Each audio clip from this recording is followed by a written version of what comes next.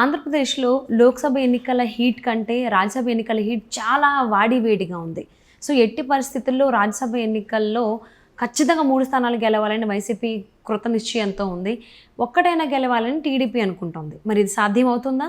సాధ్యమయ్యేటువంటి పనులే చేస్తున్నాడా జగన్మోహన్ రెడ్డి? ఈ అంశాలకు సంబంధించి మనతో మాట్లాడడానికి, వారి విశ్లేషణ మనతో పంచుకోవడానికి ఈరోజు మనతో పాటు ఉన్నారు సీనియర్ జర్నలిస్ట్ డివిఎస్ గారు ఉన్నారు. వారితో మాట్లాడదాం. నమస్తే అండి. నమస్తే. అసలు జగన్మోహన్ రెడ్డి ముందు లోక్సభ ఎన్నికల కంటే ముందు రాజ్యసభ ఎన్నికలు ఉన్నాయి. సో అందులో ఖచ్చితంగా 3 స్థానాలను కైవసం చేసుకోవాలని ఆలోచిస్తూ ఉన్నాడు. కృత నిశ్చయంతో ఉన్నారు జగన్మోహన్ రెడ్డి. ఒకటైనా గెలవాలని టీడీపీ ఆలోచిస్తోంది. కానీ ఇక్కడ ఆ కైండ్ ఆఫ్ సిచ్యువేషన్ ఉందా అని చెప్పి డౌట్గా ఉంది. బుచ్చయ్య చౌదరి గారు కావచ్చు, టీడీపీ నాయకులు, లేదంటే టీడీపీ అధ్యక్షులు చంద్రబాబు నాయుడు గారు కావచ్చు, కామెంట్స్ చేసినవి ఏంటంటే గేట్లు ఎత్తేస్తే ఫ్లో మామూలుగా ఉండదు. వైసీపీ నుంచి ఆల్రెడీ ఆల్మోస్ట్ 50 మంది దాకా మాకు టచ్లో ఉన్నారు, మేమే హోల్డ్ చేస్తున్నాము ఎందుకు అని చెప్పేసి అన్నట్టుగా వార్తలు కూడా వాళ్ళ కామెంట్స్లో మనం వినడం కూడా జరిగింది. ఖచ్చితంగా రాజ్యసభ ఎన్నికల్లో వైసీపీ 3 స్థానాలని కైవసం చేసుకుంటుందా, లేదు జగన్మోహన్ రెడ్డి తీసుకున్న గోతులు జగన్మోహన్ రెడ్డే పడతాడంటారు? అసలు ఏమంటారు? Why this Kolaveri Kolaveri Kolaveri D ఒక పాట ఏదో వస్తుంటే అక్కడ టీ కొట్లో నుంచి వినపడుతుంది. ధనుష్ ఎవరు, రజనీకాంత్ అల్లుడో ఎవరో పాట పాడేవాడు అప్పట్లో, sensation song. Why this Kolaveri Kolaveri YCP అనిపించింది. ఈ కొలవరి వైసీపీ క్రియేట్ చేసుకున్నది. ఏది ఏది ఇప్పుడు కొలవరి అంటే మీనింగ్ ఏంటని చూసా. ఏదో మర్డరస్ రేజ్ అనో ఏదో వచ్చింది. క్రాంకీ పర్సన్ అంటే పిచ్చోడు, పిచ్చి. ఏది అది ప్రేమ పిచ్చి ఏమో, ఇది అధికార పిచ్చి, ధన పిచ్చి, ఇవి కనపడుతున్నాయి. ఎలాంటి ప్రమాదం పొంచి ఉంది జగన్మోహన్ రెడ్డి ముందు, వైసీపీ ముందు పెను ప్రమాదం ఉంచి ఉందన్నమాట. ఎందుకంటే లోక్సభ ఎన్నికలు, అసెంబ్లీ ఎన్నికలు తరుముకు రావడమేమో కానీ ముందే వచ్చి పడింది ఇది. ఏది రాజ్యసభ ఎన్నిక.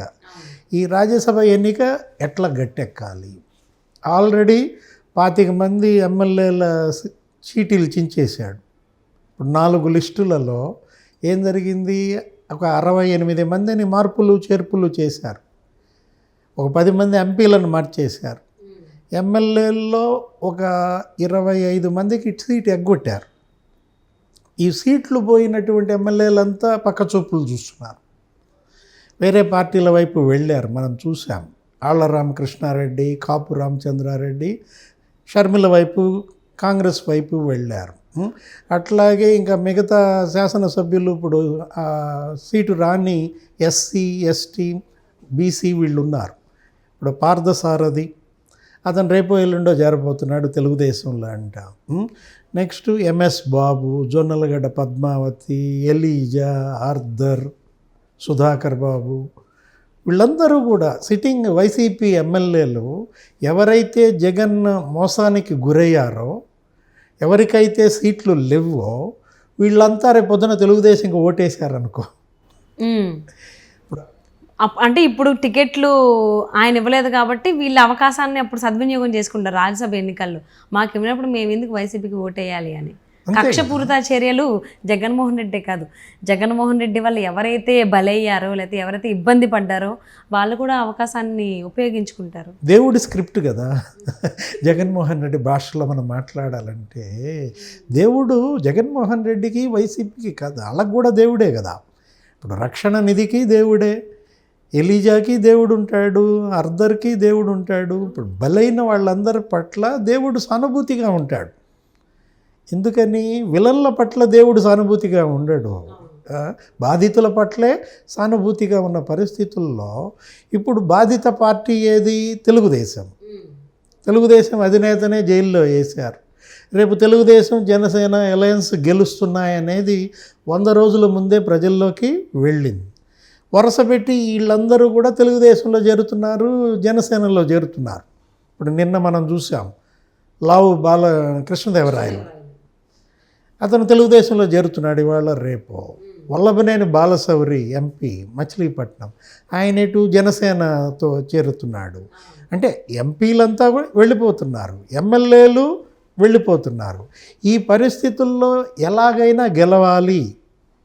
ఇందాక నువ్వు అన్నావు ఏంటి కృతనిశ్చయం, జగన్మోహన్ రెడ్డి కృతనిశ్చయం ఎలా ఉందంటే అర్జెంటుగా వైసీపీ నుంచి టీడీపీకి మళ్ళిన 4 ఎమ్మెల్యేలని నోటీసులు ఇచ్చాడు స్పీకర్.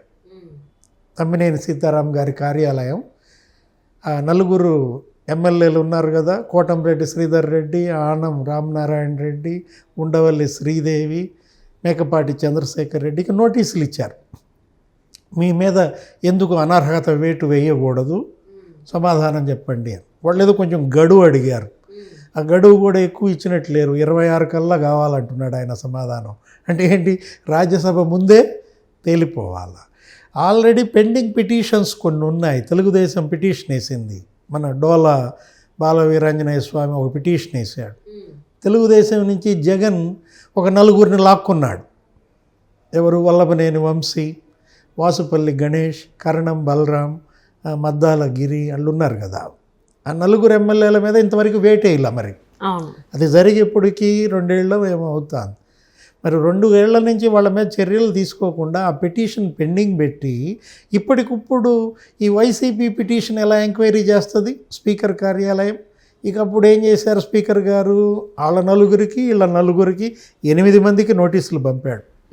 గంటా గారు రాజీనామా కూడా 2 ఏళ్ల క్రితం ఇస్తే రీసెంట్గానే ఆమోదించినట్టుగా కూడా. అది మరీ అన్యాయం. ఆయన ఏదో స్టీల్ ప్లాంట్ యాజిటేషన్లో వాళ్ళకి మద్దతుగా 3 ఏళ్ల క్రితం రాజీనామా చేస్తే ఇప్పుడు అర్జెంటుగా దాన్ని ఆమోదించాడు. ఆయన ఏదో దాని మీద కోర్టుకు కూడా వెళ్తాను, నేనేం వదిలిపెట్టను, రాజ్యసభ ఎలక్షన్లో నేను ఓటేసి తీరాల్సిందే అంటున్నాడు. ఎవరు, గంటా శ్రీనివాసరావు. అంటే ఇన్నాళ్ళు బెండింగ్ పెట్టి ఇన్నేళ్ళు ఇక అయిపోతుంది పీరియడ్. ఈ టైంలో వాళ్ళకి నోటీసులు పంపటము, రాజీనామా ఆమోదించటము. ఆళ్ళ రామకృష్ణారెడ్డి రాజీనామా కూడా ఉంది కదా.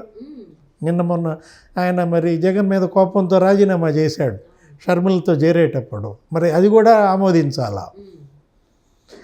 ఇన్ని ఆమోదించిన అసంతృప్తి వైసీపీలో ఉన్నప్పుడు, ధిక్కార స్వరం సొంత పార్టీలోనే వినిపిస్తున్నప్పుడు వాళ్ళు పక్కచూపులు చూస్తారు.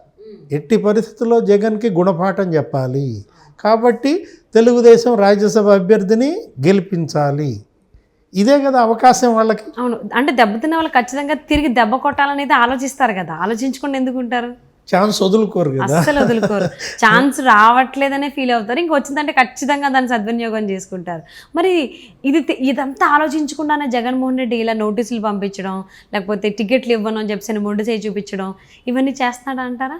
ఇది ఊహించని ఉపద్రవం. ఓకే, ఏంటంటే ఉరుములేని పిడుగులాగా వచ్చి పడింది రాజ్యసభ ఎన్నిక. ఇప్పుడేంటి అలా అనుకుంటే ఇప్పుడు వాళ్ళతో మళ్ళీ రాజీ పడుతున్నారు. మళ్ళా ఇంకో సర్వే చేస్తా, ఇప్పుడు పెట్టిన సమన్వయకర్తల మీద మరో సర్వే చేస్తాను, ఆ సర్వేలను బట్టి టికెట్లు ఉంటాయి అని ఈ జారిపోయే వాళ్ళకి కొద్దిగా ఒక బిస్కెట్ వేస్తున్నాడు. కానీ వేయించుకోవడానికి ఎవరు లేరు, ఆల్రెడీ దెబ్బ తినేసిన తర్వాత ఇంకెందుకు వేయించుకుంటారు? అమ్మో, కారం పెట్టాడు కదా, అంత కారం పెట్టినాడు. మరి గుంటూరు కారం, మరి దానికి బదులు ఇవ్వాల్సిందే కదా వీళ్ళు కూడా. ఇప్పుడు ఏంటంటే మీరు గమనించారు, గతంలో ఎమ్మెల్సీ ఎలక్షన్ కూడా జరిగింది. శాసన మండలి ఎమ్మెల్యేల నుండి ఎమ్మెల్సీ ఎలక్షన్లో కూడా తెలుగుదేశం గెలుస్తుంది అనుకోవాలా. అప్పుడు ఇదే కదా, ఏంటి 4 లాగేసుకున్నారు. ఈ వంశీ, మన కరణం బలరాము, మద్దాలగిరి, వాసుపల్లి గణేష్. ఫిరాయింపులను ప్రోత్సహించిందే జగన్మోహన్ రెడ్డి కదా, 4 లాక్కున్నాడు. మరి దేవుడి స్క్రిప్ట్ అన్నావు కదా, ఏది 4 మరి అటు లాక్కున్నప్పుడు ఏం జరిగింది, వైసీపీలో 4 ఇటు ఓటేశారు. ఏ 4 అయితే జగన్మోహన్ రెడ్డి ఎత్తుకెళ్ళాడో మరో 4 చంద్రబాబు వైపు వచ్చారు. అదే ఈ కోటంరెడ్డి, మేకపాటి, ఆనం వీళ్ళు ఉన్నారు కదా. దానివల్లే వీళ్ళని సస్పెండ్ చేసింది. పంచుమర్తి అనురాధ బీసీ మహిళా అభ్యర్థి డంపింగ్ మెజారిటీతో గెలిచింది. అసలు అక్కడ ఉన్నటువంటి ఆ బూత్ అధికారులు కూడా ఆశ్చర్యపోయారు. అప్పుడు జరిగిన శాసన మండలి ఎన్నికల్లో వైసీపీ వాళ్ళు ఫస్ట్ ఎలక్ట్ అవుతారు అనుకుంటే మొదటి గన్ షాట్ క్యాండిడేట్గా అనురాధ గెలిచింది. రేపు కూడా అదే రిపీట్ అయింది అనుకో. రేపు కూడా ఆ దేవుడి స్క్రిప్టే కనుక వస్తే, తెలుగుదేశం రాజ్యసభ అభ్యర్థి కనుక గెలిస్తే, వాళ్ళకెటు 20 మంది ఎమ్మెల్యేలు ఉన్నారు. ఎవరికి? తెలుగుదేశంకి. ఒక 3-4 పోయినా ఇప్పుడు జగన్ చించేసిన చీటీలు ఉన్నాయి కదా, అవును. ఓ 25, ఆ 25 ఈ 20, 45, 50 సీట్లతో ఫస్ట్ విక్టరీ తెలుగుదేశం క్యాండిడేట్ గెలిచాడు అనుకో. అవును. అదే ఇప్పుడు ఫీవర్. ఏది? జగన్ ఫీవర్ ఏంటయ్యా అంటే రాజ్యసభ ఫీవర్ వచ్చేసింది. లోక్సభ ఎన్నికల కంటే అసలు ఈ రాజ్యసభ ఎన్నికల భయం బాగా పట్టుకుంది. బట్ ఇంతకుముందు చేసినవన్నీ కూడా ప్రతిఫలం అనుభవించాల్సిందేగా తప్పదు. సో కలికాలం కాబట్టి చేసిన తప్పు దానికి సంబంధించి ప్రతిఫలం అప్పటికప్పుడే అందుకే కదా ఉంటుంది మనం అని చెప్పేసి అని అనుకున్నది అంటారు. వై దిస్ కొలవరి కొలవరి కొలవరి అని. సో ఖచ్చితంగా రాజ్యసభ ఎన్నికల్లో ఎవరైతే వైసీపీ నిజంగా బాధితులని చెప్పాలి పాపం వాళ్ళని. సో బాధితులందరూ కూడా వాళ్ళ హక్కుని ఖచ్చితంగా వాళ్ళకు అనుగుణంగా వాళ్ళకి ఎవరైతే దెబ్బతీసారో వాళ్ళకి బుద్ధి చెప్పేలాగే చెప్తారని చెప్పేసి అని ఆశిద్దామండి. అండ్ ఈ లిస్ట్ ఇంకెంతమంది పెరగచ్చు రాబోయేటువంటి రోజుల్లో వేచి చూద్దాం. And thank you so much for spending your valuable time with us, DVS గారు. నమస్తే.